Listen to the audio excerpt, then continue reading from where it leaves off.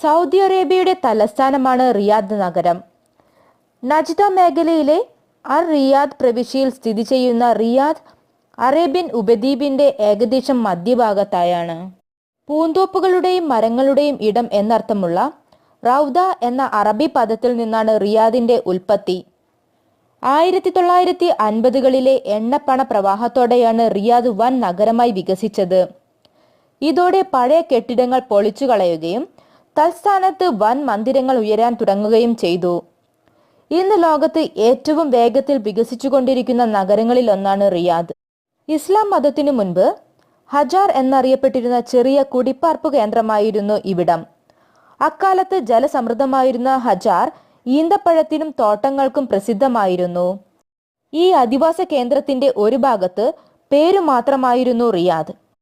പിന്നീടത് ആ പ്രദേശത്തിന്റെ മുഴുവൻ പേരായി മാറി. 1818 അന്നത്തെ സൗദി രാജ്യത്തിന്റെ തലസ്ഥാനമായിരുന്ന ദിരിയ തുർക്കികൾ നശിപ്പിച്ചപ്പോൾ റിയാദ് തലസ്ഥാനമായി മാറി. 1902 Abdul Azeez Al Saud Riyadh പിടിച്ചെടുത്തു.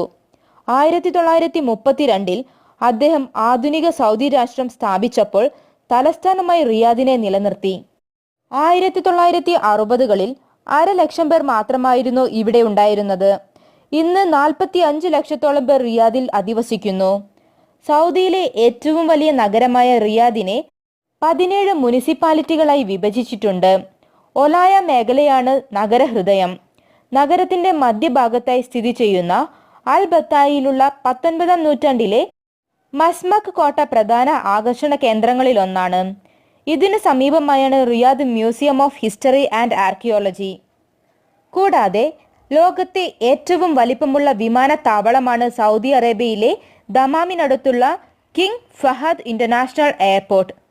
780 ചതുരശ്ര കിലോമീറ്റർ വിസ്തൃതിയുള്ള ഈ വിമാനത്താവളം അയൽ രാജ്യമായ ബഹ്റൈനേക്കാൾ വലുതാണ്. 1999 നിർമ്മാണം പൂർത്തിയാക്കിയ കിങ് ഫഹദ് തിരക്കിന്റെ കാര്യത്തിൽ സൗദിയിൽ 3ാം സ്ഥാനത്താണ്.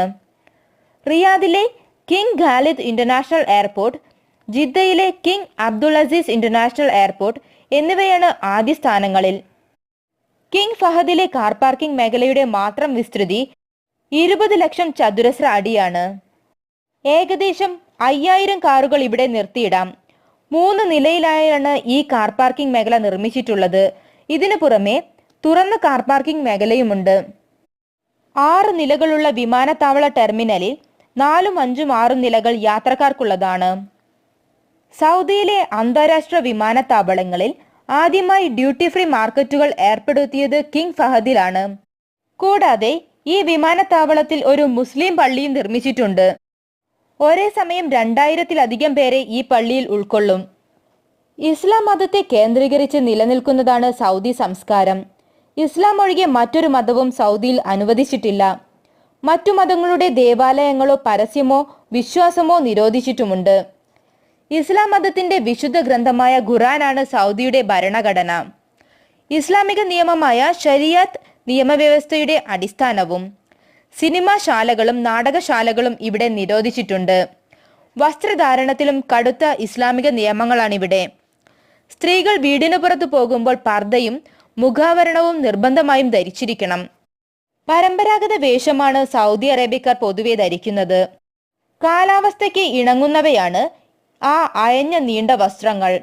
പരുത്തിയിലോ കമ്പിളിയിലോ നിർമ്മിച്ച പുരുഷന്മാരുടെ നീളക്കുപ്പായമാണ് ത്വാബ്. ഗൾഫ് രാജ്യങ്ങളിൽ ഏറ്റവും കൂടുതൽ ഇന്ത്യക്കാരുള്ളത് സൗദി അറേബ്യയിലാണ്. ഇതിലെ പ്രമുഖ വിഭാഗമാണ് മലയാളികൾ. കേരളത്തിലെ പ്രവാസികാര്യ വകുപ്പിന്റെ അംഗീകാരമുള്ള 7 കേരളീയ സംഘടനകൾ തന്നെയുണ്ട് സൗദിയിൽ. 1973 മുൻപ് ഇന്ത്യക്കാരുടെ നാമമാത്ര സാന്നിധ്യമേ സൗദിയിൽ ഉണ്ടായിരുന്നുള്ളൂ.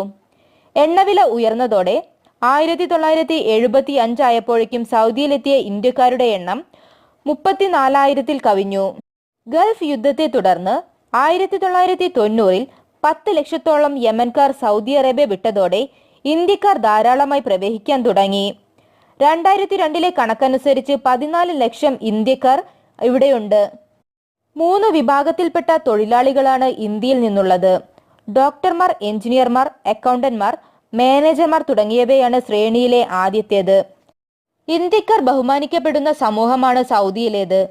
രാജ്യത്തിന്റെ അടിസ്ഥാന സൗകര്യ വികസനത്തിലും കൃഷിയിലും ചികിത്സാ രംഗത്തും വലിയ പങ്കുവഹിക്കുന്ന ഇന്ത്യക്കാരെ ശാന്തരും വിശ്വസ്തരും വിധേയരും അച്ചടക്കമുള്ളവരുമായ തൊഴിലാളികളായി സൗദി സർക്കാർ വിലയിരുത്തുന്നു.